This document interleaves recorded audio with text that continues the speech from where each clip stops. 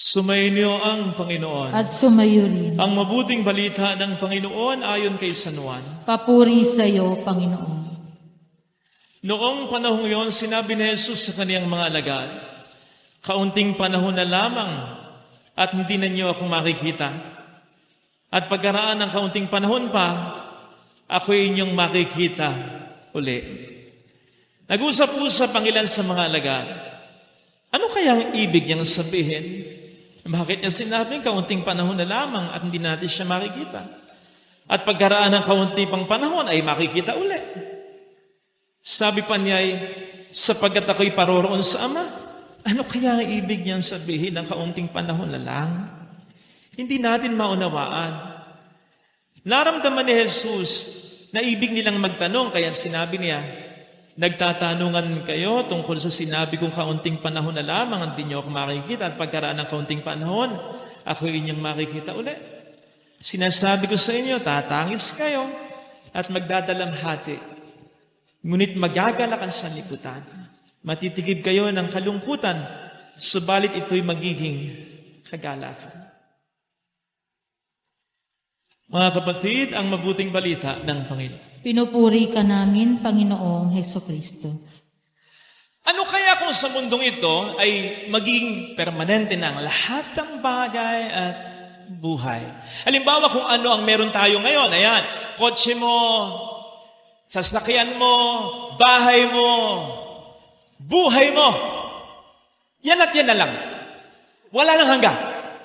Ano kaya ating maging pakiramdam? O di ba, kapag tayo nagbe-birthday, ang isa sa mga laging binibiro sa atin ay ang mga salitang, "Happy birthday! Mabuhay ka hanggat gusto mo." Paano kung ito'y magkakatotoo? Di ba? Aminin man natin o sa hindi. Sapagkat may mga bagay sa ating buhay na nasisira, nawawala. May mga buhay na nawawala, lumilisan, namamatay. Directly man or indirectly. Nasasabi natin ng may sentimiento, ba't nga kaya kinakailangan pang masira? Ba't nga kaya kinakailangan pang mawala? Ba't kinakailangan pa siyang lumisan? Ba't kinakailangan pang mamatay? Ano kaya kung once and for all sabihin ng Diyos, ang dami niyong alam, ang dami niyong reklamo, you are questioning my wisdom. O sige, once and for all, lahat permanente na. Yan na yan, wala nang bawian. Again, ano nga kaya ang ating magiging pakiramdam? Habang ito'y iniisip ko at pinagninilayan, naisip ko ang aking karanasan sa seminaryo. Personally, sa palagay ko, noon, palagay ko hanggang ngayon at sa mga susunod pang panahon, ang isa sa mga dahilan kung bakit ang isang seminarista ay pupwede talagang mainip, ay nabubuhay lamang siya sa loob ng seminaryo. Minsan lang siya nakakalabas. Nung panahon namin, may free afternoon every week. Lalabas kami sa Friday yata, 12:30, babalik kami ng 5:30. So yun lang. Saan ka makakagawi nun? Sa tabi-tabi lang. Tapos, once a month lang din kami nakakauwi. Aalis kami ng 12:30 or 1 p.m. ng Sabado, babalik kinabukasan, Linggo, before 5:30, undiga. Lalo na ako nag-San Miguel. Naku, biyahe pa lang, ubus na yung panahon ko. So basically, yun ang nagiging dahilan ng pagkainip eh. Kasi sa loob ng 9 na taon, yun at yun ang nilalakaran mo, kabisado mo na ang lahat ng posting makikita mo, lahat ng hayop, pati kulisap, kakilala mo na. Tapos, yun at yun din ang mga kasama mo. May mga madadagdag lang pa konti-konti, mababawasan. Pero yun at yun din. O diba? Ba't di ka maiinip? Eh kung kayo nga pong mag-asawa eh. Oh. Sandali lamang kayo madalas. Nakikipagniig sa isa't isa kasi may trabaho kayo, may negosyo kayo, may iba kayo inaasikaso. Nagkakainisan na kayo eh. Yun pa kayang matagal na magkakasama. Kaya natutuwa kami kapag kami lumalabas. Kasi nababago kahit papaano ang fiesta. So imagine, kami 8 years, 9 years, kung ganyan na magiging kalagayan sa buong mundo,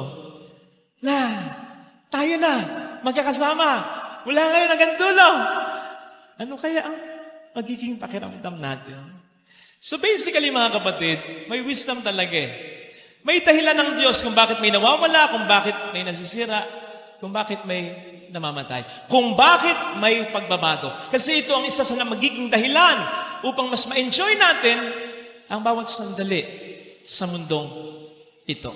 Change allows us, encourages us to live our now, our present, focused, and 100% present. Halimbawa po, kung kayo ay, nyari, may nanay tayo, sasamahan natin magpa-check up. Tapos, sasabihin ng doktor, unfortunately, 6 na buwan na lang itatagal na nanay mo. Sigurado ko, yung 6 na buwan na yon magiging memorable para sa'yo. Mas magiging memorable yung 6 na buwan na yon kaysa sa ibang mga panahon na parang na-neglect mo, realizing na ang nanay mo'y nandyan pa rin naman. Di naman mawawala. Mas ma-enjoy mo eh. Mas masasavor mo. Mas nanamnamin mo ang bawat sandali na parang yun na ang huli. Whereas, kung sasabihin ng doktor, alam mo, ngayon lang namin na-encounter yung genes ng nanay mo eh. One of a kind. Superhuman genes. Tatagal pa siya ng mga 100 taon. Hindi siya manghihina. Lalakas pa yan. Sa palagay mo, mamamaximize mo yung oras mo kasama ang nanay mo? I don't think so. Kasi sa pakiramdam mo, nandiyan pa rin naman siya. Hindi pa rin naman talaga mawawala. So that's it. Mas nanamnamin natin ang bawat sandali kasi alam natin, hindi natin makukulong ang bawat sandali. Ang panahon ay lumilipas.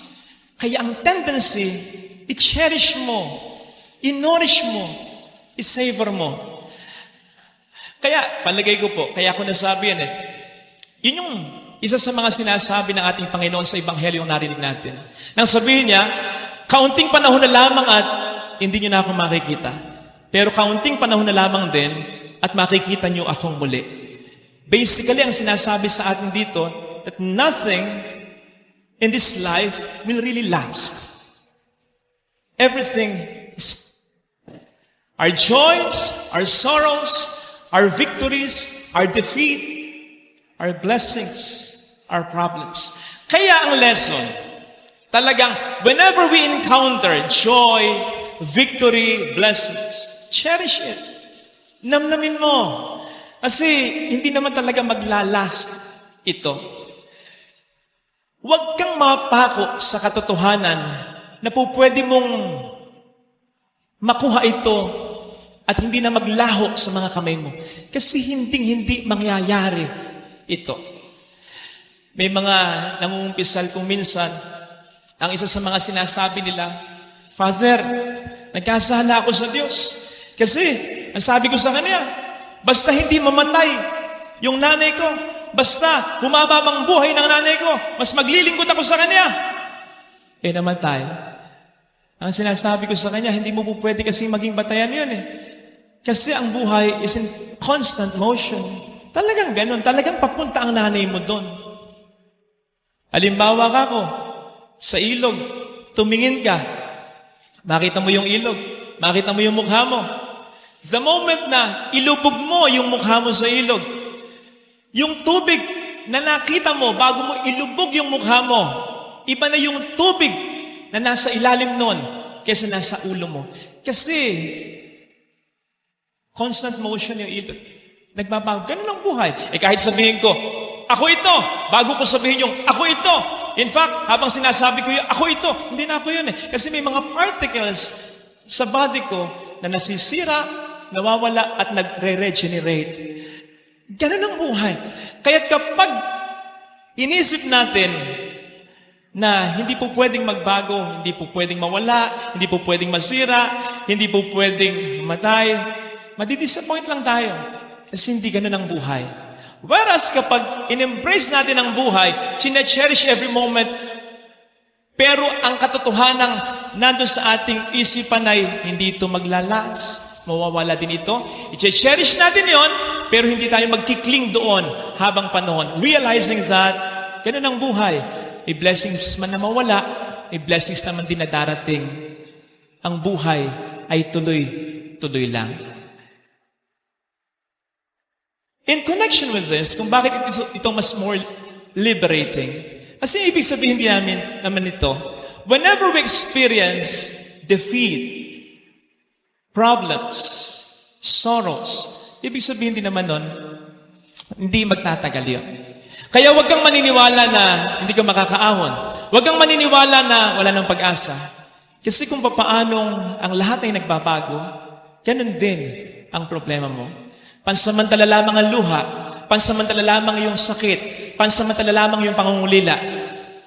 Kasi ang tanging permanente ay ang pagmamahal ng Diyos sa ating lahat. No wonder ang sabi ni San Pablo, there are in the end only three things that will last. Faith, hope, and love. And the greatest of this is love.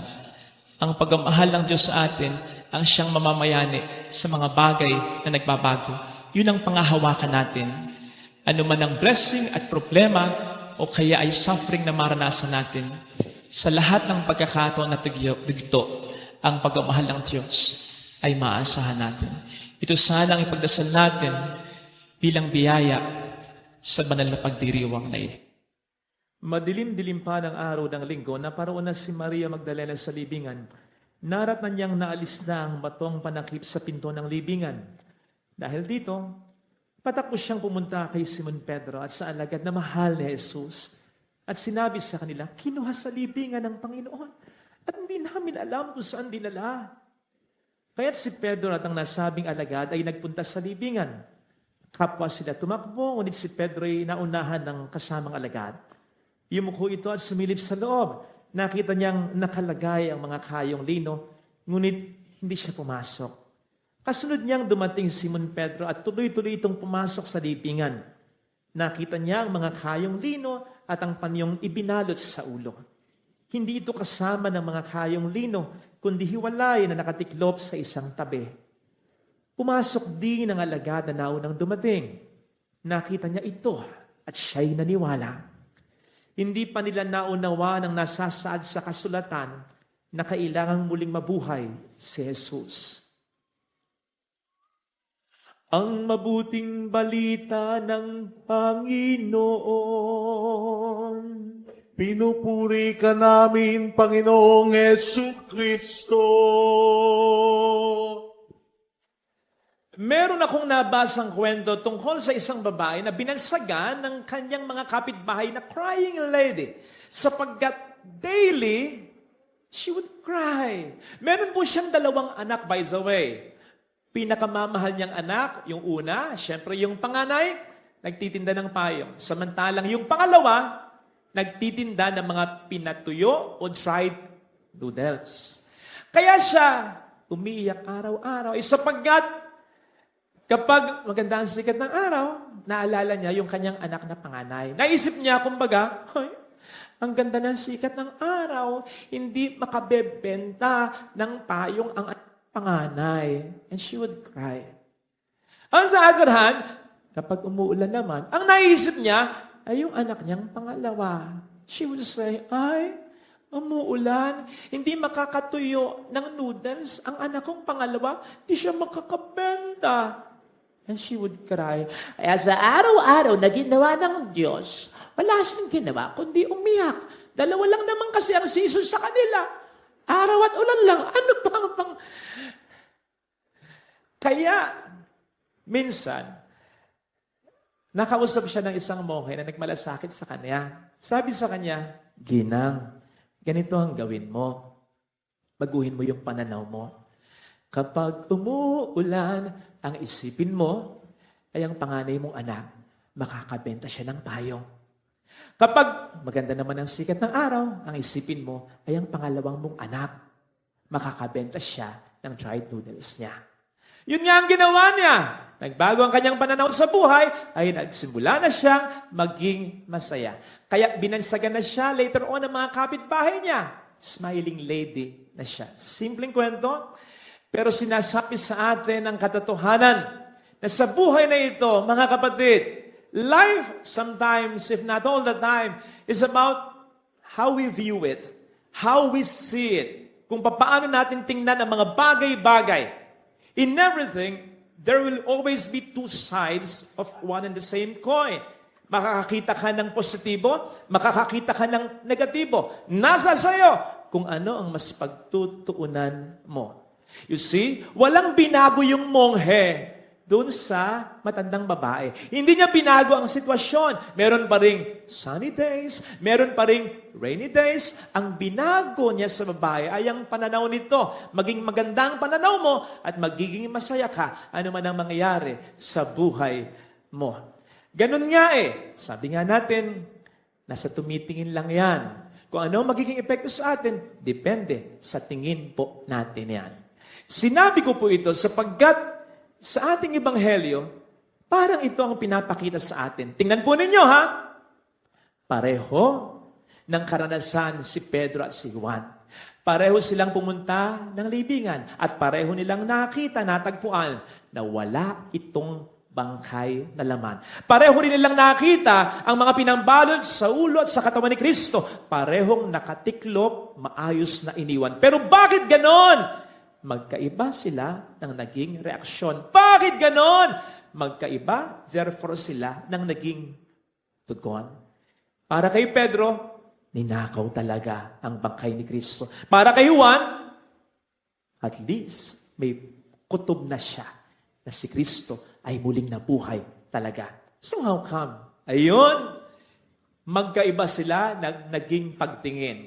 Si Pedro, wari ba'y tiningnan ito ang kanyang nakita? Sa lente pa rin ang pagdududa. Mukhang hindi pa siya nakapag-move on sa pagtatatwa na ginawa niya. Pero si Juan, tiningnan ito sa lente, in the eyes of faith, sa lente ng kanyang pagmamahal at pananampalataya kay Kristo. And therefore, when he saw it, he believed it. Mga kapatid, yun ang magagawa ng pananampalataya. Yun ang magagawa ng pananampalataya. Makakakita tayo ng mga bagay na hindi nakikita ng iba. Makagagawa tayo bilang tugon dito ng mga bagay na hindi kakayanin gawin ng iba. Tingnan po ninyo, halimbawa, ayun, si David in the Old Testament. Nang makaharap niya ang higanting si Goliath, kitang-kita ng mga taong walang pagsampalataya sa Diyos. Ang pagkakaiba ng dalawa. Kitang-kita nila, si Goliath, kung ikukumpara, parang isang malaking agila. Si David, parang sisiw lang o inakay lang para sa kanila. Kitang-kita, si Goliath, malaki, malakas. Samantalang si David, parang mahina at obviously, maliit lang. Kitang-kita at alam na alam nila, si Goliath, kilalang kilala, bihasana sa pakikipaglaban. Samantalang si David, ang alam nila, isang hamak na pasto lang. Pero kung babasahin mo yung istorya, wala kang mababakas kay David na nagkuli, nag-alinlangan, nagduda siya sa kakayanan niya. Nang makaharap niya kasi si Goliath, nakita niya ito hindi lamang bilang laban niya, kundi bilang laban ng Panginoong Diyos para sa bayang pinili niya.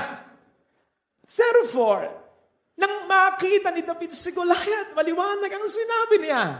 Goliath, may espada ka, may punyal ka, mayroon kang sibat, pero sa ngalan ng Panginoong Diyos, tatalunin kita. At alam na mga po natin ang kinahinatnan ng istorya. Tingnan po ninyo ang pananaw ni Kristo. Ibang-iba sa pananaw ng mga tao. Mag-isip po tayo ng pinakamatinding problema. May titindi pa bang problema sa kamatayan ng tao? Kaya nga sabi natin, habang may buhay, may pag-asa. And so parang sinasabi rin ito, kapag wala ng buhay, parang wala ng pag-asa. Pero kay Kristo, kahit kamatayan, meron pa rin pag-asa. Isipin po ninyo, nang pumunta siya sa bahay ni Jairo, nagkakagulo na yung mga tao. Sapagkat ang tingin, ang paniniwala ng mga tao, patay na ang anak ni Jairo. Anong sabi ng ating Panginoon? Ano ang tingin niya sa sitwasyon? Bakit kayo umiiyak? Hindi patay ang bata, natutulog lang. Kung isipin po ninyo, parang ganito rin niya dinescribe. Exactly. Ang kamatayan ni Lazaro na 4 days na. Kaya nga ang parehong command niya sa tingin ng mga tao ay patay ng talaga. Hindi naman, mabuhay ka, mabuhay kayo. No, Lazaro, lumabas ka! Pumangon kayo! Gumising ka! Kasi para kay Kristo, hindi sila patay. Sila'y natutulog lamang talaga. And that's what faith can do for us. Sabi ko nga, makakakita ka ng mga bagay na hindi nakakita ng iba. Makapagsasalita ka ng mga bagay na hindi kayang sabihin ng iba. Magkakaroon ka ng disposisyon na wala ang iba. Litong-lito na sila, ikaw kalmado pa. Galit na sila, ikaw mahinahon pa. Buwisit na sila, hindi na nila alam ang gagawin, ikaw payapa pa. They see crisis, you see opportunities. They see defeat, you see victory. They see sin, they see curses, you see graces. They see dead end, you see rerouting, you see redirection. Sapagkat nasa level ka ng tumingin kung paano tumitingin ang Panginoon. Hindi lamang in the natural, kundi parang supernatural. Sabi ng Panginoon, remember that my ways are not like your ways. So kapag napalapit na talaga tayo sa Panginoon, kung ganyan na talaga ang uri ng ating pananampalataya, malalaman natin kung saan nagmumula ang pag-iisip ng tao. Pero hindi mababanagan ng tao. Saan ba nanggagaling ang katuwinan, ang disposisyon, ang peace, ang calmness, ang pag-iisip nito? Kasi nga, ibang level na ang pananampalataya mo. So much so, na kahit ang kamatayan, na pinakamalaki ng problema na pwede nating maranasan, para sa'yo ay magiging isang pagtulong lang. Pagtulog lang. Sige nga, kapag naggaganyan, ano pa nga pang problema ang hindi natin makakayanan? Mga kapatid, the good news is this. Lahat tayo po pwedeng magkaroon ng biyaya ng pananampalatayang ganyan. It's just that, kailangan natin itong ingatan. Isipin po ba ninyo na mas maganda at mas mataas ang level na ibinigay ni Kristong pananampalataya kay Juan kesa kay Pedro? I don't think so. Remember, kay Pedro pa sinabi ni Kristo, sa ibabaw ng batong ito, itatayo ko ang simbahan ko. So, baka mas matindi pa nga ang ibinigay niyang tiwala kay Pedro. It's just that, until this very moment, hindi ito masyadong iningatan ni Pedro. Bagay namang iningatan ni Juan. Si Pedro, iniwan si Kristo. Hindi lang makaisa, kundi makatatlo. Si Juan, until the very end, until kamatayan sa Kalbaryo, sinamahan si Kristo. Magtataka ba tayo kung bakit iba ang pag-take ni Juan nang makita niyang wala ng lamang bangkay ang libingan ni Kristo? Kaya maliwanag yung sinasabi sa ating ikalawang pagbasa. Ang sabi ni St. Paul, pag sumikapan ninyo ang mga bagay na makalangit at hindi ang karnal, hindi ang makalupa. In other words, sa pag-iingat ng ating pananampalataya, sinasabi ni San Pablo, iwasan ninyo ang pagkakasala sapagkat nakapagpapabago ng pananaw ng tao ang kanyang kasalanan. Nakapagpapabago ng pananaw natin yan. Ang presensya ng Panginoon ay hindi mo solidly mararamdaman kung ikaw'y nasa estado ng kasalanan. Kahapon ko pa iniisip, meron bang isang masamang tao sa Biblia na pinagpakitahan talaga, nakinabang talaga sa himala at milagro ni Kristo? Unless ito'y naniwala kay Kristo, unless ito'y nagbago, wala. Sa mabuting tao lang talaga. Sila lamang talaga ang mas nakikinabang sa mga grasya ibinibigay niya dahil sa pagtanggap nila sa Kanya. Kaya nga sabi ng Panginoon, mapapalad kayo sapagkat meron kayong nakikita, hindi nakikita, pilit mang hanapin ng iba, hindi nila nakikita. Meron kayong nahagilap, meron kayong nalalasap, meron kayong naririnig na hindi nila marinig. Yan kapag ibang level ng ating pananampalataya talaga. Kapatid, yung expression na, bahala na sa akin ang Diyos. Kahit sino po pwedeng magsabi niyan, kahit masamang tao. Kaya nga minsan makakakita ka ng mga politiko na alam mong nagkasala. Ang sasabihin pa nila, ay, bahala na sa inyo ang Diyos. Ang Diyos ang magbubukas, ang magpapakita na. Di ba? Kahit sino po pwedeng magsabi niyan. Pero sinasabi ko po sa inyo, ang mabuting tao, kapag sinabi niya, bahala na sa akin ang Diyos, ramdam na ramdam niya ang biyaya na taglay ng mga pangungusap na ganyan. Ang sabi natin sa Ingles, you cannot put a good man down. Why? You just cannot put God down sapagkat every good man, ang bawat mabuting tao, kinakampihan ng Diyos. Yan. Pwedeng may mga pagsubok, pero ipaparamdam ng Diyos, hindi kailanman siya magkukulang. Isipin po ninyo, hindi lang sa karanasan ni David. In the Old Testament, nandyan ang karanasan ni Joseph. Si Joseph the Dreamer, alam natin, winalanghiya siya ng kanyang mga kapatid, pinangtangka ng buhay niya. Later on, bidenta na siya. Napunta siya sa Egypto. Sa Egypto, napagbintangan pa siya, nakulong pa yata siya. Patong-patong na problema. Pero sa kabila ng lahat ng itong sasabihin patungkol kay Joseph ng Biblia, and the Lord was always with Joseph. Hindi talaga iniwan siya. Si Job, patong-patong pa rin na problema. Sa loob ng isang araw, bubagsak ang kanyang kabuhayan, bubagsak literally ang bubong ng kanyang bahay, nangamatay ang kanyang mga anak, sabay-sabay. Hanggang sa loob ng isang araw ding iyon, nagkasukat-sukat naman ang kanyang katawan. Pero pinabayaan ba siya ng Diyos? Hindi. Ibinalik pa ng Diyos later on ang lahat sa kanya. Doble pa, siksik, liglig at umaapaw talaga. Ganon ang isang mabuting tao. Hindi pababayaan ng Diyos ito. Pero ito ay pasisinungalingan ng demonyo. Kaya ang gagawin ng diablo, susunod-sunodin niya. Katulad ng ginawa niya kay Joseph, kay Job, at sa marami pang nagpapakabuting tao, ang mga problema. Kasi ang target ng demonyo ay pagurin tayo. Ang isang taong mabuting tao, ang isang taong may matibay na pananampalataya, alam ng demonyo, hindi niya kakayanin ito. Kasi kapag nakikita niya ang isang mabuting tao na isinuko ang kanyang buhay kay Kristo, this person reminds him of his defeat more than 2,000 years ago. Pag nakikita niya ang isang mabuting tao, the devil is like, eto na naman, talo naman ako. Kaya ang gagawin niya, papagurin niya tayo. Papagurin niya tayo sa pamagitan ng maraming mga problema. Because he knows very well that in order for him to take us out, he needs to wear us out. Hindi po ba ganyan ang buksingero? Yan ang mga taktika ng mga buksingero. Alam niya na siya liyamado, ang dehado, ang kalaban niya ang siyang liyamado.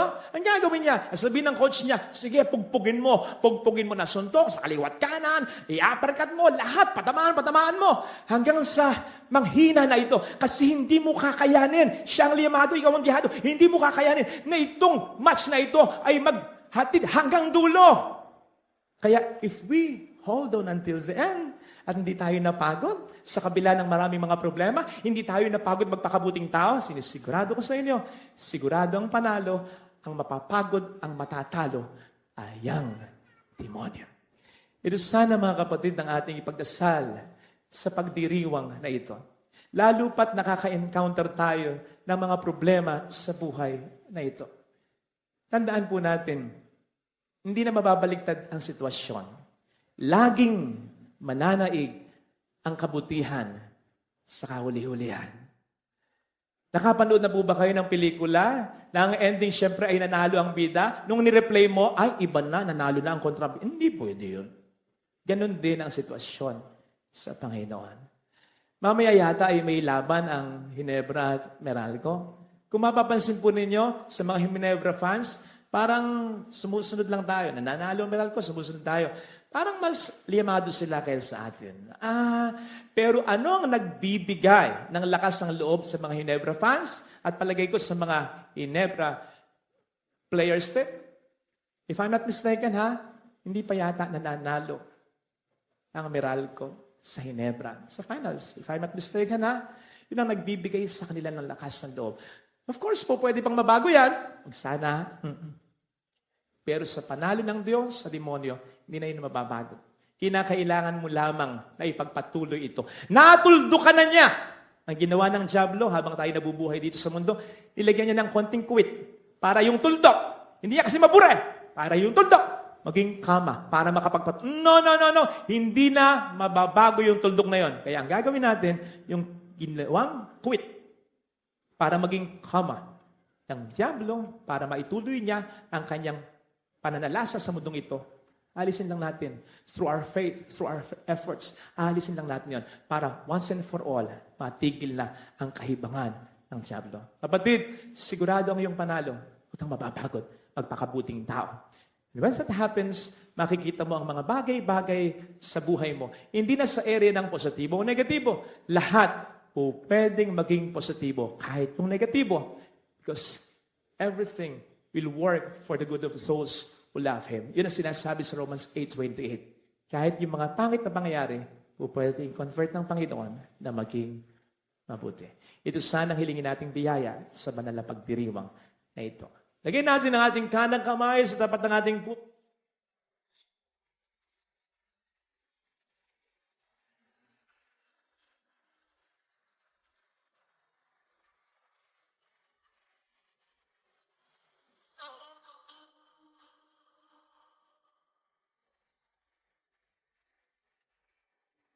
Magsitayo tayo.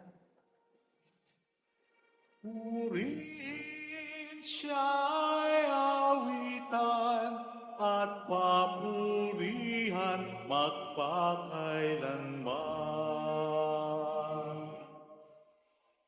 Purihin ninyo ang Panginoon, dakilain ang kanyang ngalan.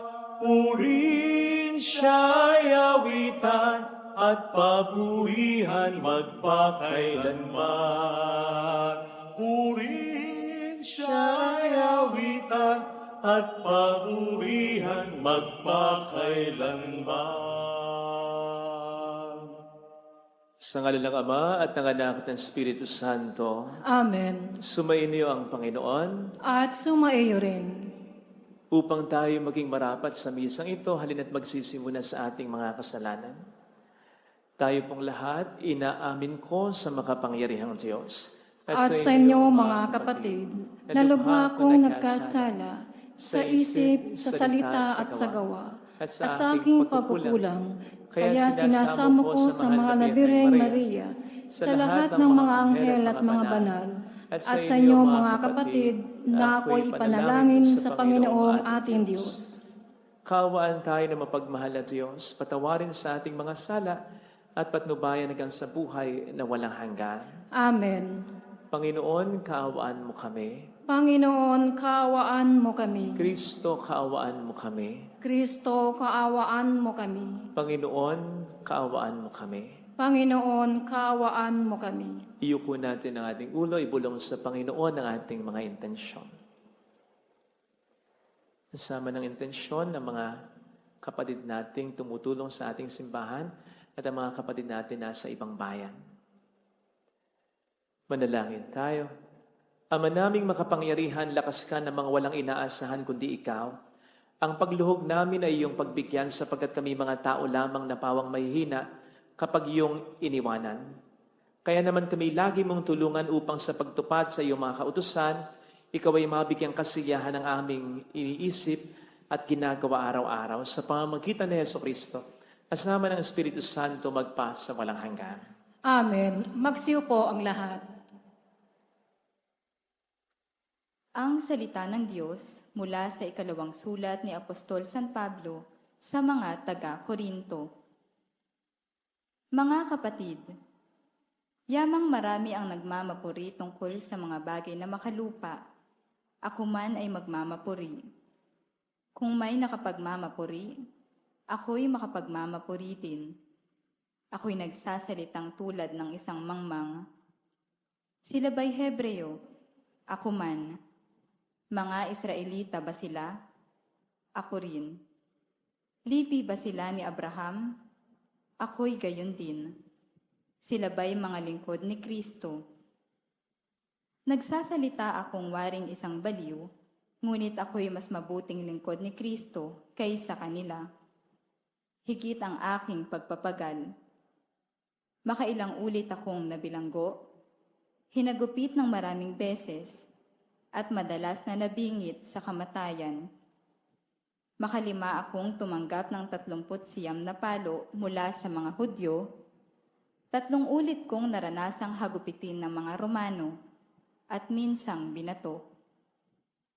Makaitlo kong naranasang mawasak ang barkong sinasakyan, at minsay maghapot magdamag akong lulutang-lutang sa dagat. Sa malimit kong paglalakbay, nasuong ako sa iba't ibang panganib, sa mga ilog, sa mga tulisan, sa mga kapwa ko Hudyo at sa mga Hentil, mga panganib sa lungsod, sa ilang, sa dagat, sa mga mapagkunwaring kapatid. Naranasan ko rin ang labis na hirap at pagod, malimit na pagpupuyat, matinding gutom at ihaw. Natikman ko ang maginaw ngunit wala man lamang mabalabal. Bukod sa lahat ng iyan, inaalala ko pa araw-araw ang mga simbahan. Kung may nanghihina, karamay nila ako. At kung may nauhulog sa pagkakasala, labis na naghihirap ang kalooban ko. Kung kailangang ako'y magmapuri, ang ipagmamapuri ko'y ang aking mga kahinaan. Ang salita ng Diyos. Salamat sa Diyos. Matuwid ay tinutulungan sa lahat ng kagipitan. Matuwid ang tinutulungan sa lahat ng kagipitan. Panginooy aking laging pupurihin, sa pasasalamat di ako titigil. Aking pupurihin kanyang mga gawa, kayong naaapi, makinig, matuwa. Matuwid ay tinutulungan sa lahat ng kagipitan. Ang pagkadakila niya ay ihayag, at ang ngalan niya ay purihin ng lahat. Ang aking dalangi tininig ng Diyos, na wala sa akin ang lahat kong lungkot. Matuwid ay tinutulungan sa lahat ng kagipitan. Nagalak ang aping umasa sa kanya, pagkat di nabigo ang pag-asa nila. Tumatawag sa Diyos ang walang pag-asa. Sila'y iniligtas sa hirap at dusa. Matuwid ay tinutulungan sa lahat ng kagipitan. Magsitayo po ang lahat.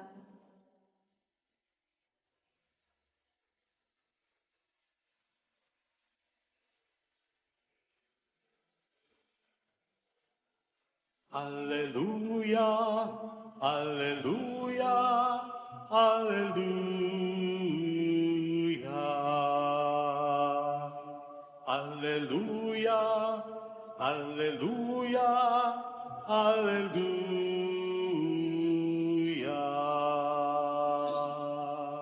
Sumainyo ang Panginoon. At sumaiyo rin. Ang mabuting balita ng Panginoon ayon kay San Mateo. Papuri sa iyo, Panginoon.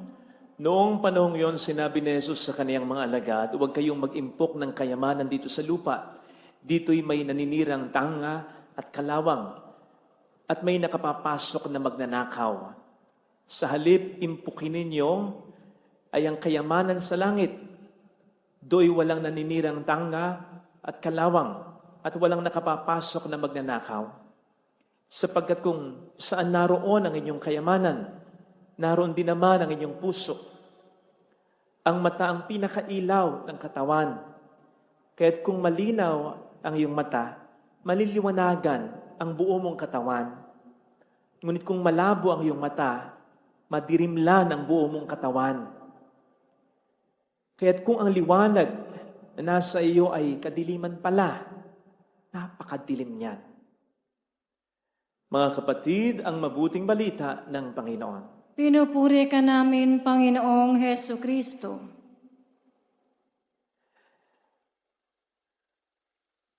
Papaano nga ba tayo makakaiwas sa pagkakasala? Lalo na yung mga kasalanang lagi nating nagagawa. Kundi man yung mga kasalanang naiwasan natin for quite some time, pero pagkatapos ng ilang araw, ilang linggo, ilang buwan, nauulit na naman. Nakakawala na nga ng pag-asa kung minsan kasi kahit na parang nagawa mo na ang lahat, ay hindi pa rin talaga sapat. Ang hirap umiwas sa pagkakasala. Ang dahilan po ay sapagkat sin gives us pleasure. Ang kasalanan ay nagbibigay sa atin ng likaya, ng sarap.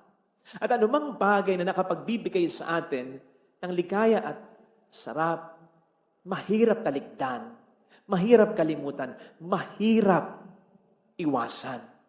Kaya nga sa pagkakasala, hindi mo naman kinakailangan pilitin ng tao eh. Napipilitan ba tayo kapag nagkakasala tayo? Di nga ba't parang napakalakas ng tawag nito? Hindi mo naman kasi po pwedeng i-deny na madalas ang kasalanan ay nakapagbibigay ng ligaya. Halimbawa, ilang beses ka na bang hindi nakaiwas sa lechon? Bagamat may problema ka sa impresyon, Ilang beses ka bang hindi nakaiwas sa mga pagkaing matatamis o maalat kahit ay iti pinagbabawal sa'yo? Kahit na mahuli ko ka pa nga, nagpapalusot ka pa, matagal ko nang hindi natikman. Ang lasa ay nakalimutan ko na. Nire-recall ko lang, nire-review ko lang. Nako, sakit ng ulo ng mga nagbabantay sa'yo. Sapagkat yun naman talaga ang totoo. Gaano mang iwas ang gusto mong gawin, mahirap iwasan ang mga bagay na nakapagdudulot ng pleasure sa buhay natin. May desire kasi tayo Ayun nga po, Father, dapat hindi na nilikha ng Diyos ang desire na yan sa buhay natin. Tuloy nagagamit ng demonyo para tayo maging masamang tao. Wala naman talagang nilikha ang Diyos na kasalanan Lahat ng bagay nilikha ng Diyos ay mabuti. Ang ginagawa ng Diablo, sumasalisi. Yung mabuti ginagawa niyang masama. At tulad ng ating mga desires o pagnanasa, hindi ba't yan ang ginamit niya upang magkasala ang unang tao si Eva at si Adan? Pinagmukha niyang yung bunga ng punong kahoy na pinagbabawal kainin ay napakaganda. So much so na nakalimutan ni Eva at ni Adan na ang lahat naman ay pwede nilang kainin liban sa isa. Kung bakit yun ay naging very appealing sa desire o sa pagnanasa nila, kaya nga nagkasala sila. Talagang ginagamit ng demonyo anumang mabuti sa buhay ng tao, tulad ng ating pagnanasa, upang tayo magkasala. But one thing, pwede rin natin itong gamitin upang ang kasalanan ay maiwasan natin. Yes, ang pagnanasa natin na ginagamit ng demonyo for us to fall into sin. We can give him a dose of his own medicine. Pwede natin gamitin ang pagnanasa natin upang makaiwas na sa mga kasalanan na hindi natin maiwasan sa buhay natin. But come to think of it, bakit ba tayo nagnanasa at saan tayo nagkakasala? For the things that are pleasurable. Yung mga bagay na nagbibigay sa atin ng likaya, ng sarap. Ang gawin natin ay ganito. I-level up natin yung pagnanasa natin. Sa gayon, i-level up din natin yung mga bagay na pagnanasaan natin. Halimbawa po, hindi nga ba't isang pagnanasa, yung example ko kanina, yung sa lechon. Kasi masarap ang lechon. Gawin mo kung problema mo ay aldapresyon, i-level up mo yung pagnanasa mo. At ito yung pagnanasa na gumaling ka sa sakit mo at humaba pa ang buhay mo. Mamili ka. Ano ang mas makapagbibigay ng pleasure, ng saya o ng sarap sa buhay mo? Yung lechon na makapagpapaikli ng buhay mo o yung pag-iwas dito na mas makapagpapahaba ng buhay mo? Sa ating ebanghelyo ay narinig po natin ang payo ng ating Panginoong Hesukristo na huwag tayong mag-impok ng kayamanan dito sa lupa. Sa halip, ang impok natin ay ang kayamanan sa kalangitan. Hindi sinasabi na masama ang kayamanan. Ang sinasabi, iwasan nating bigyan ito ng kahalagahan. Ang desire natin for material things. And then we sacrifice the spiritual things, the eternal things, the most important things. Ang isakripisyo natin, yung mga bagay na pinaka-importante sa buhay. Yung ang pagpahalagahan natin ay ang desire lamang natin para sa mga pleasures that are fleeting o pansamantala lamang. At isakripisyo natin yung mga desires natin for pleasures na pangmatagalan, pang buhay na walang hanggan. Again, hindi masama ang desires. Hindi masama ang pagnanasa. Kasi papaano natin naabutin yung mga gusto nating maabot sa buhay kung walang pagnanasa? Paano natin ma-appreciate ang mga bagay na maganda at mabuti kung walang pagnanasa? Paano magkakaroon ng gana sa buhay kung walang desires sa pagnanasa? So it's just a matter of leveling up our desires in life. Yung mula sa pagnanasa sa mga simpleng bagay ay magnasa tayo sa mga importanteng bagay. Yung mula sa mga bagay na pagnanasa sa mga bagay na makamundo, ay magnasa tayo sa mga bagay na gustong ni Kristo na hangadin natin sa buhay.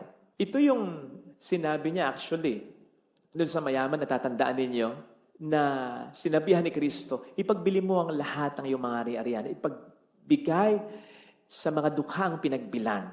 Huwag mong bigyan ng importansya ang material. Ang bigyan mo ng importansya, yung bagay na espiritual. Ito yung sinabi ng Panginoon sa kanyang mga disipulo nang tawagin niya ang mga ito ng aktong naghahanap buhay. Na para bang, mahalaga ang hanap buhay ninyo, pero bibigyan ko kayo ng mas magandang kalidad ng buhay kasama ako. Ito yung ipinahiwatig ni Kristo sa mga makasalanan tulad ng babaeng nahuli sa pakikiapya, tulad ni Zaccheo. Talikdan ninyo na ang kasalanan ninyo at harapin ang buhay na kasama ako. Ito actually yung pinapahiwatig ng Panginoon sa atin. Ang sabi niya sa atin, deny yourself, come, follow me. Ini-encourage tayo ni Kristo sa mga tagpong ito na i-level up yung desire natin mula sa mga bagay na makamundo papunta sa pagnanasa natin sa buhay kasama si Kristo. Hindi kasi tayo makakaiwas sa pagkakasala, nang iiwas lang tayo eh. Kaya nga sabi sa Ebanghelyo, repent and believe in the gospel. Hindi po pwedeng lumayo lang tayo sa demonyo at hindi tayo lalapit sa Diyos. Hindi mawawala ang hilig natin sa pagkakasala kung hindi tayo hihilig papunta sa Diyos. In fact, sa paghilig natin papunta sa Diyos, doon mawawala ang hilig natin sa pagkakasala.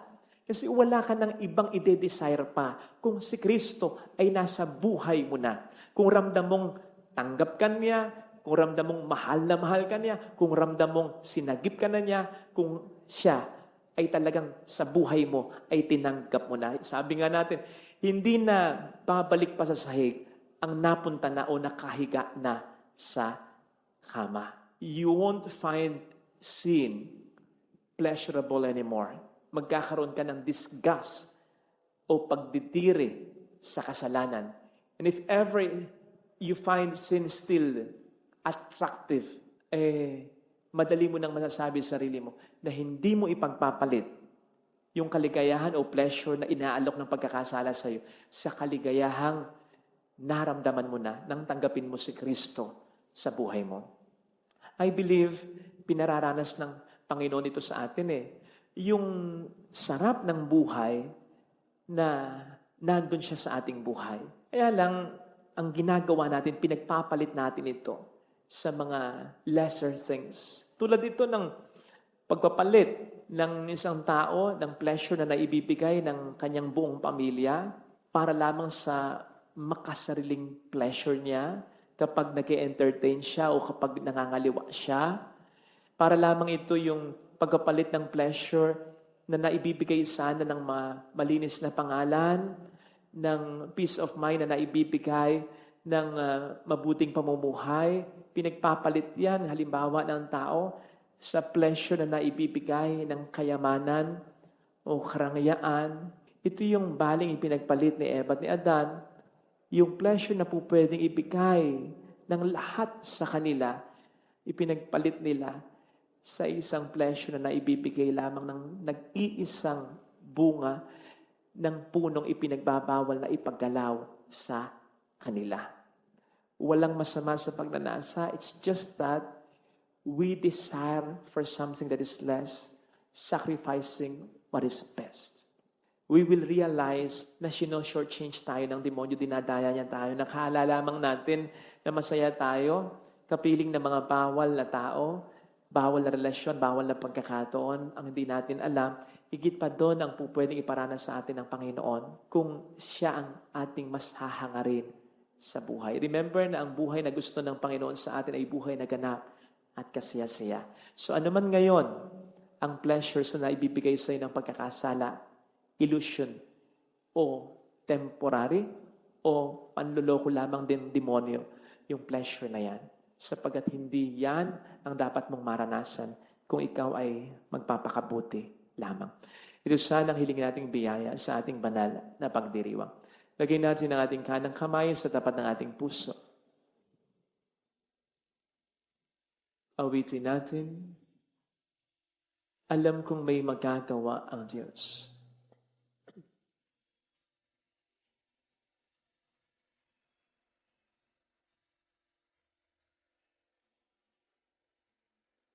Alam kong may magagawa, makapangyarihan siya. ang Diyos. Alam kong may magagawa ang Diyos. Alam kong Walang imposible sa Kanya. magagawa ang Diyos. Kung ako'y magtatapat, Kung ako'y magtatakot sa Kanya'y maglilingkod, sa Kanya'y maglilingkod, Alam kong may magagawa ang Diyos. kung may magagawa ang Diyos. Alam kong di rin kinang Diyos ang samo ko, Alam kong di sapagkat mahal niya ako. ng Diyos ang sabog. Alam kong di rin kinang Diyos ang samo ko, Alam kong di sapagkat anak niya ako. ng Diyos ang sabog.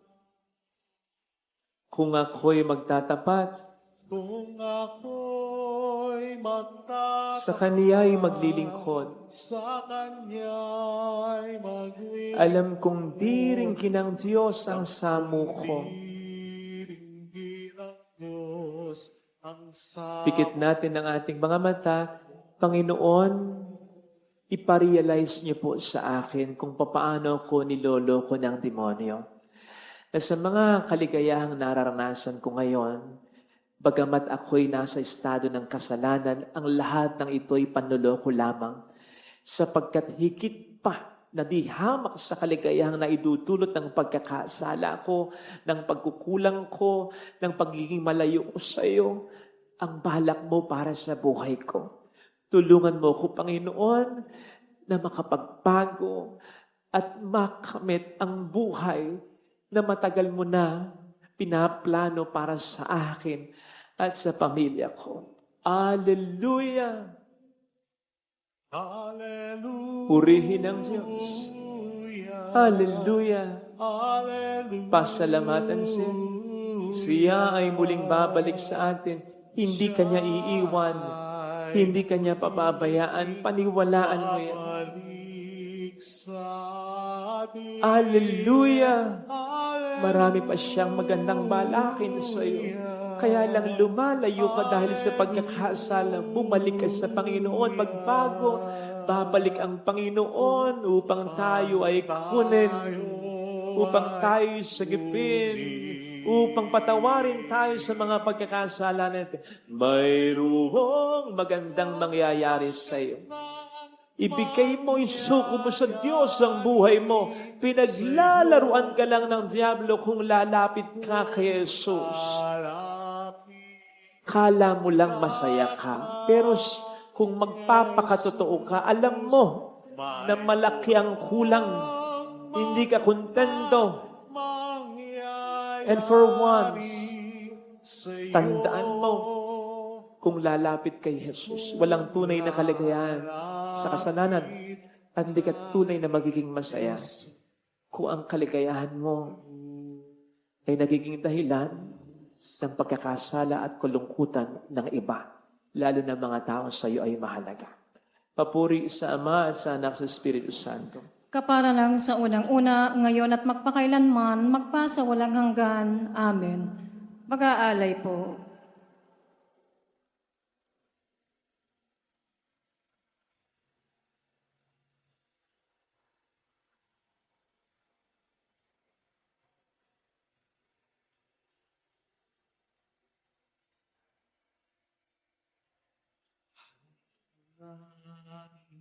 Sa iyo, Ama, ang tinapay at alak na ito, handog ng bayang umasa, sumasabat nagmamahal sa'yo.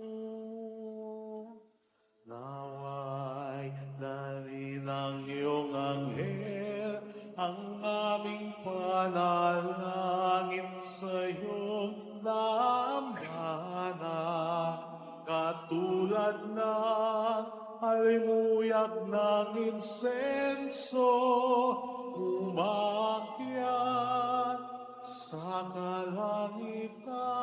Manalangin tayo upang ating handog ay maging kalugod-lugod sa Diyos amang makapangyarihan. Tanggapin nawa ng Panginoon itong paghahain sa iyong mga kamay, sa kapurihan niya at karangalan, sa ating kapakinabangan, at sa buong sambayanan niyang banal. Ama naming lumikha, kami ginawa mong may angking katauhan na dapat pakanin at pangalagaan. At iyong dinudulutan ng banal na pakikinabang, ipagkalobong kami huwag magkulang sa mga inukol mo para sa aming kapakanan. Sa pamamagitan ni Jesucristo, kasama ang Espiritu Santo magpasa walang hanggan. Amen. Sumainyo ang Panginoon. At sumaiyo rin. Itaas sa Diyos ang inyong puso at diwa. Itinaas na namin sa Panginoon. Pasalamatan ang Panginoong ating Diyos. Marapat na siya ay pasalamatan. Ama naming makapangyarihan, tunay ngang marapat na ikaw ay pasalamatan sa pamamagitan ni Jesucristo na aming Panginoon. Lubhang nabagbag ang kanyang loob sa pagkakamali ng tao sa sansinukob, kaya't minabut niyang siya'y panganak ng birheng bukod mong pinagpala sa babaeng lahat. Sa labi ng imbing kamatayan kami ay inago ng namatay mong anak. Sa pagkabuhay niya kami kanyang binuhay upang kaugnayan namin sa iyo huwag magwakas. Kaya kaisa ng mga anghel na nakisiawit ng papuri sa iyo ng walang humpay sa kalangitan, kami nagbubunyi sa iyong kadakilaan. Santo, Santo, Santo, Panginoong Diyos ng mga hugbo, napupuno ang langit at lupa ng kadakilaan mo, o sana sa kaitaasan. Pinagpala ang naparirito sa ngalan ng Panginoon, o sana sa kaitaasan. Ama naming banal, ikaw po ang bukal ng tanang kabanalan, kaya't sa pamamagitan ng iyong Espiritu, gawin mong banal ang mga kaloob na ito, upang para sa amin ay maging katawan at dugo ng iyong anak, at sa aming Panginoong Hesukristo. Bago niya pinagtiis ang kusang loob na maging handog, kinawakan niya ang tinapay, pinasalamatan kaniya, pinaghati-hati niya iyon. Iniabot sa kaniyang mga alagad at sinabi, tanggapin ninyong lahat ito at kanin. Ito ang aking katawan na iahandog para sa inyo.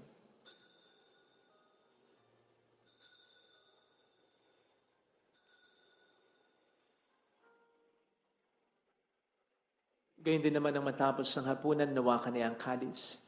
Uli kaniyang pinasalamatan.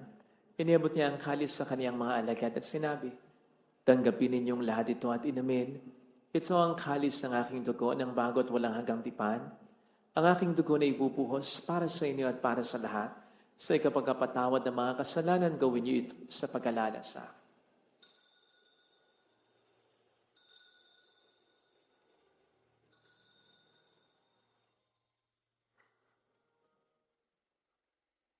Ipagbunyi natin ang misteryo ng ating pananampalataya. Si Kristo ay namatay, si Kristo ay nabuhay, si Kristo ay babalik sa wakas ng panahon. Ama, ginagawa namin ngayon ang pag-alaala sa pagkamatay at muling pagkabuhay ng iyong anak. Kaya nialay namin sa iyo ang tinapay ng buhay at ang kalis ng kaligtasan. Kami nagpapasalamat dahil kami iyong minarapat at tumayo sa harap mo para maglingkod sa iyo. Isinasamo namin kami na magsasalo sa katawan at dugo ni Kristo ay mabuklod sa pagkakaisa sa pamamagitan ng Espiritu Santo. Ama, lingapin mo ang iyong simbang laganap sa buong daigdig, puspusin mo kami sa pag-ibig. Kaisa ni Francisco na aming Papa, ni Dennis na aming Obispo at ang Tanang Kaparian. Alalahanin mo mga kapatid naming nahimlay na may pag-asang sila'y muling mabubuhay, lalo ng aming mga ipagdarasal. Saglit tayong yumuko, tahimik na ipagdasal ang ating mga minamahal na yumao. Kawaan mo sila at patuloyin sa iyong kaliwanagan. Kawaan mo at pagingtapatin kaming lahat na makasalo sa iyong buhay na walang wakas. Kaysa ang mahal na birhen ng Lazaret, ang ina ng Diyos, isanusay ang kabiyak ng kanyang puso lahat ng mga banal na namuhay dito sa daigdig ng kalugod-lugod sa iyo, may pagdiwang nawa namin ang pagupuri sa ikararangal mo sa pamamagitan ng iyong anak at aming Panginoong Hesukristo. Sa pamamagitan ni Kristo kasama niya at sa Kanya, ang lahat ng parangal, papuri ay sa iyo, Diyos amang makapangyarihan, kasama ang Espiritu Santo magpa sa walang hanggan. Amen. Tumawag tayo sa Ama.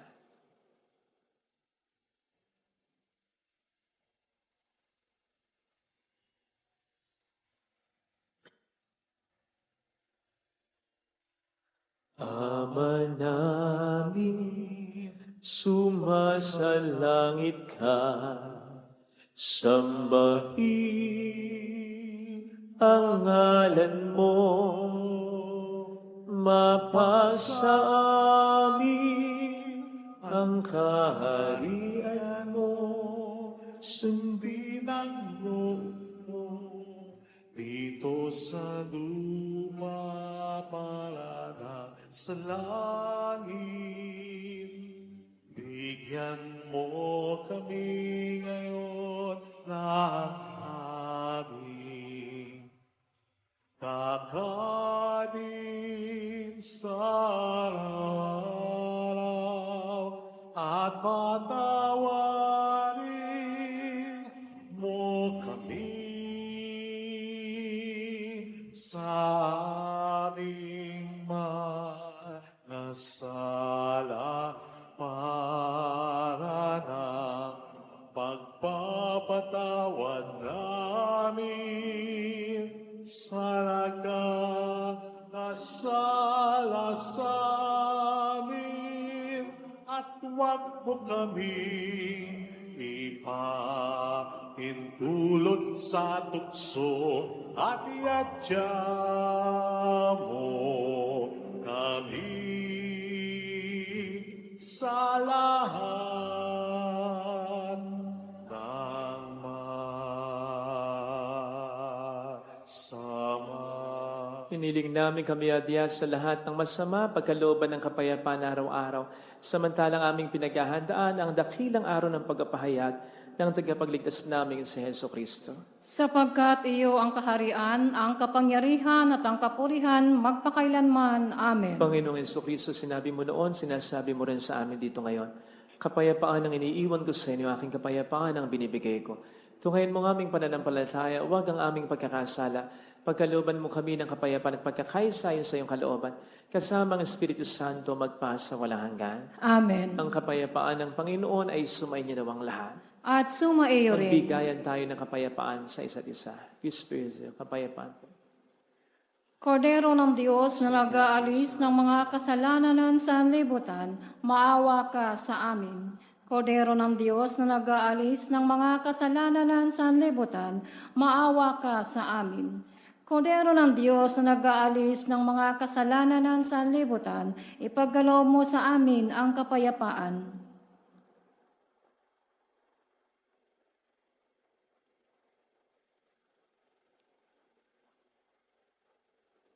Narito sa harap natin ng Panginoon ang ating buhay at kaligtasan. Mga palad tayong inaanyayahan.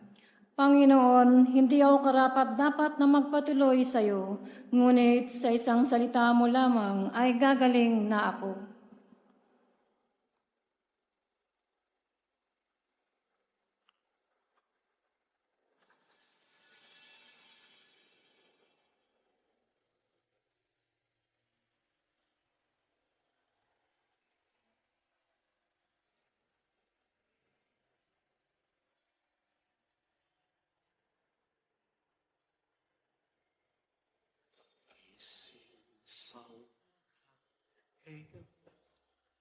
Panalangin para sa espiritual na pakikinabang. Panginoong Hesus, ako ay naniniwala na ikaw ay nasa kabanal-banalang sakramento.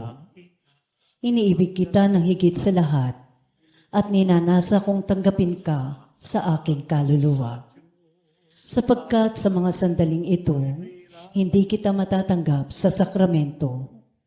Tumuloy ka sa espiritu sa aking puso. Niyayakap kita na para bang naririto ka na. Inaalay ko ng buong buo ang aking sarili sa iyo. Huwag mong hayaang mawalay ako sa iyo. Amen. Ligaya ang nadarama, bagong pag-asa ang nakikita.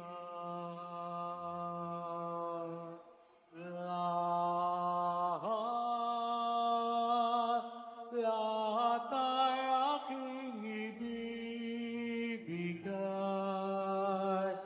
ibibigay pati aking buhay upang purihin siya.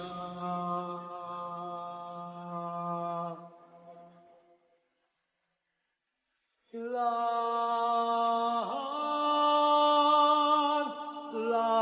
ay aking ibibigay pati aking buhay upang purihin siya.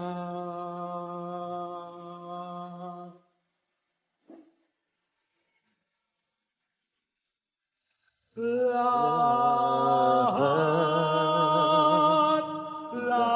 ay aking ibibigay pati aking buhay upang purihin siya. Upang purihin siya. Upang purihin siya. Manalangin tayo. Ama naming mapagmahal, ang pinagsaluhan naming banal na pakikinabang na nagpapahiwatig ng iyong pakikiisa sa tanang naritong nakikipagdiwang ay magdulot nawa ng pagkakaisa sa iyong sambayanan sa pamamagitan ni Jesucristo kasama ang Espiritu Santo magpasa walang hanggan. Amen. Holy God, Holy Mighty One, Holy Immortal One. Have mercy on us and on the whole world. Holy God, Holy Mighty One, Holy Immortal One. Have mercy on us and on the whole world. Holy God, Holy Mighty One, Holy Immortal One. Have mercy on us and on the whole world. Jesus, King of Mercy, We trust in you. alalahanin Alalahanin, o mahal na Birhen ng Lasalet, ina ng pag-asa. Ikaw nagpaalala sa aming magbalik loob sa Ama. Ito ang nagpapatunay ng kagandahang loob mo'y nanatiling busilak. Sa pag-aaruga mo sa amin, tungkulin mo'y tinupad. Sa panan ni Kristo, itunuring mo kaming mga tunay mong anak. Kaya ninais mong nisay huwag mapahamak. Maging sa iyong walang tigil na pananalangin, pati luhay pumatak. Huwag namang mawalan ng saysayang iyong paghihirap. Hiling nawa namin sa iyo, o aming inang liyag, na matapos ang pakikibaka namin sa mundong ito, at sa pananatili naming tapat kay Kristo, sa kapurihan mo'y makibahagi kaming ganap, upang kung nasaan ka ngayon, ay maparoon din kaming lahat, at ang kaganapan ng kaluwalhatian ng Diyos Amay tuluyang matupad siya nawa. mahal na Birhen ng Lasalet, tagapagkasundo ng mga makasalanan. Ipanalangin mong walang patid kaming mga dumudulog sa iyo. Maraming salamat po sa patuloy niyong pagtulong sa ating simbahan. Sumayin niyo ang Panginoon. At sumaiyo rin. Pagpalain kayo kasama ang ating pamilya na mapagmahal at Diyos, ng Ama at ng Anak ng Espiritu Santo. Amen. Pumayo tayo sa kapayapaan ni Kristo. Salamat sa Diyos. Thank you rin po.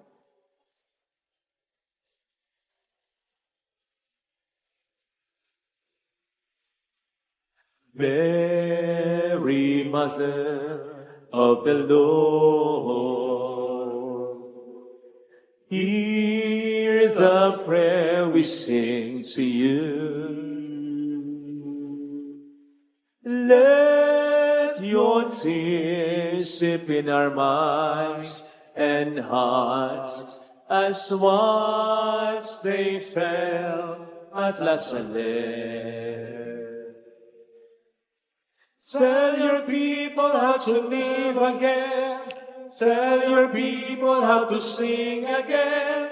Tell your people how to dance again. Tell your people how to pray again. Mary, Mother of the Lord, here's a prayer we sing to you. Let your tears sip in our minds and hearts as once they fell At La Salette. Send your people to a mission land. Send your people to a desert land. Send your people to refresh the land. Send your people with a word in hand. Mary, Mother of the Lord, Here's a prayer we sing to you. Let your tears sip in our minds and hearts as once they fell at La Salette.